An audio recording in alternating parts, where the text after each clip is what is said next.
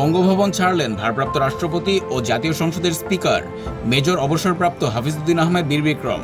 বঙ্গভবনে শেষ অফিস সম্পন্ন করে আনুষ্ঠানিকভাবে তিনি বিদায় নিয়েছেন। আজ ২০ আগস্ট দুপুরে এক আনুষ্ঠানিক বিদায় সংবর্ধনার মাধ্যমে তিনি রাষ্ট্রপতি কার্যালয় ত্যাগ করেন। আগামীকাল ২১ আগস্ট সন্ধ্যায় বাংলাদেশের ২৩তম রাষ্ট্রপতি শপথ নিতে যাচ্ছেন। তার দায়িত্ব গ্রহণের প্রাক্কালেই ভারপ্রাপ্ত রাষ্ট্রপতি বঙ্গভবন ছাড়লেন।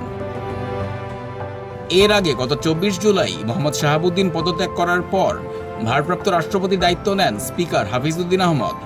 নতুন রাষ্ট্রপতি নির্বাচনের প্রক্রিয়া ও শুক্রবারের শপথ গ্রহণ অনুষ্ঠানকে সামনে রেখে তিনি বঙ্গভবন ত্যাগ করেন। বিদায় নেওয়ার আগে প্রেসিডেন্ট গার্ড রেজিমেন্ট তাকে গার্ড অফ অনার প্রদান করে। এ সময় বঙ্গভবনের কর্মকর্তারা তাকে ফুল দিয়ে বিদায় জানান।